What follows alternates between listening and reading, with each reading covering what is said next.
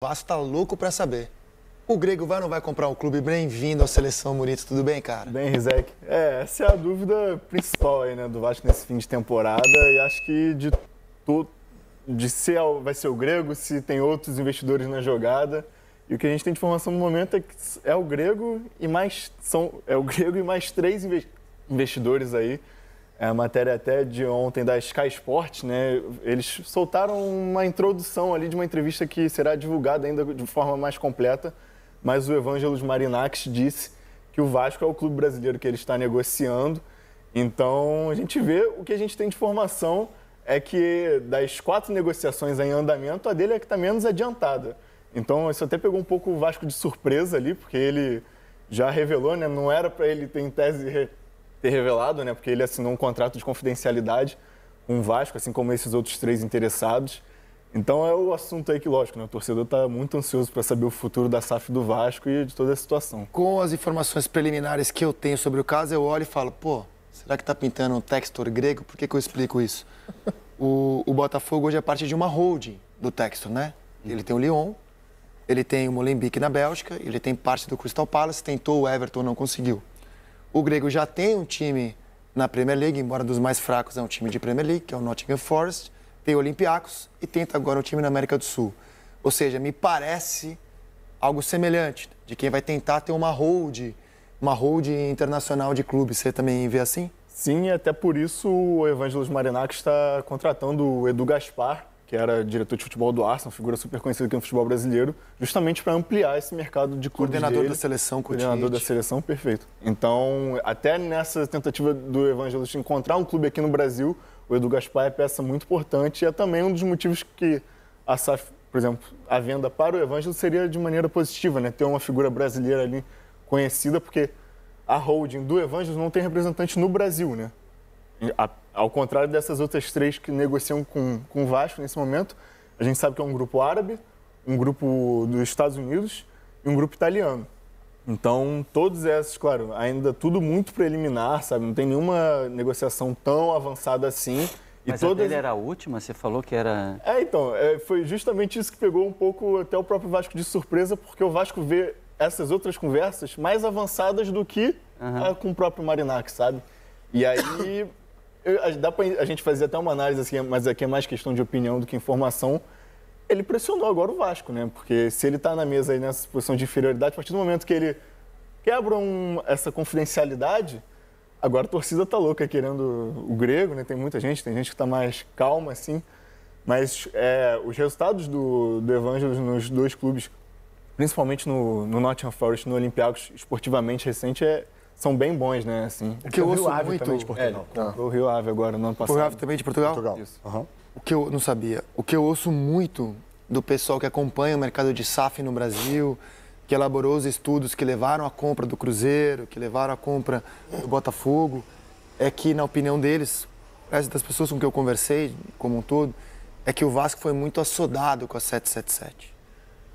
Assim, o Vasco estava com muita pressa, né? Tava vendo o Botafogo, o Cruzeiro, e ele meio que pegou a 777 sem se certificar de que a empresa teria realmente condições de honrar os investimentos e que faria o Vasco, de fato, ter um outro nível de patamar esportivo.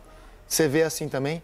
Porque se esse diagnóstico for o correto, tudo que o Vasco não tem que ter agora é pressa. Exato. É estudar com muita calma, afinal, é uma venda que não é simples depois de ser desfeita.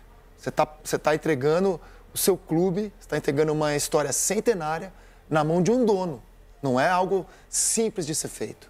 E até por toda a dificuldade que envolve essa negociação neste momento, né? Justamente porque a primeira vez deu errado, né? A 777 deu errado e quebrou na justiça, sofre com todas as ações possíveis. Tem uma ação em andamento em Nova York, né?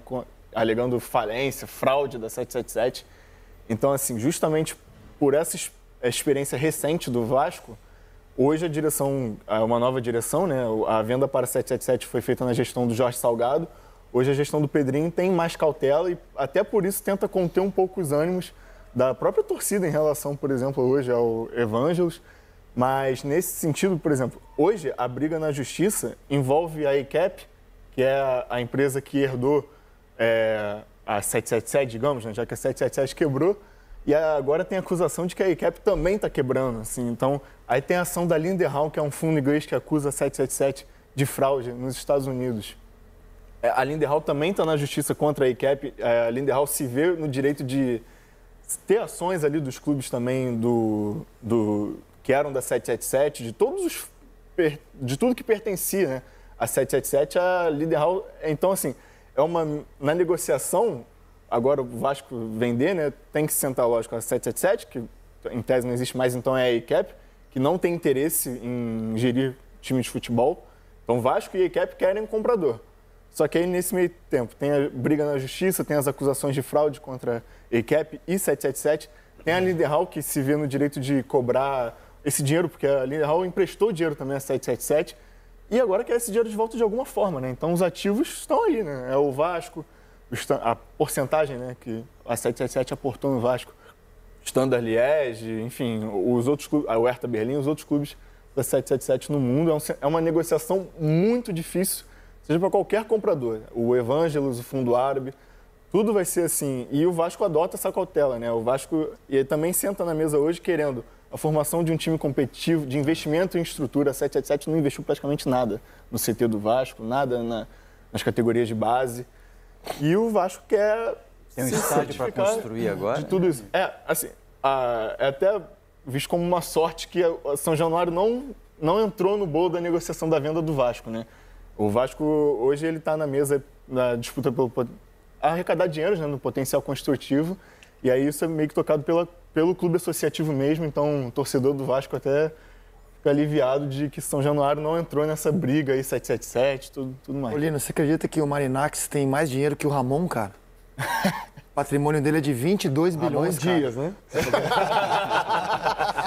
22 bilhões é o patrimônio do grego. Cara, insisto nisso aí, né? Acho que o Vasco tem que fazer isso com muita calma, porque é uma venda. Não é assim, você vai ali e já volta. Não, é uma venda que pode te amarrar para o resto da sua existência, né? Então... Mas eu acho que o Vasco, ele tem que ser vendido. Ele não pode não ser. O Pedrinho Exato, ele tem que ser vendido. Já determinou, né? Ele quer arrumar um investidor. Chegou a negociar com a Crefisa, todo mundo sabe disso. Se você não sabe, a gente te informa. Chegou a negociar com a Crefisa. Com a reeleição da Leila do Palmeiras, aliás, antes disso já o assunto morre, e agora o Vasco tem, como informa o Bruno, 4 propostas à mesa e a ver. Tendo novidade, você volta aqui ao Seleção, meu caro. Obrigado, Muito obrigado.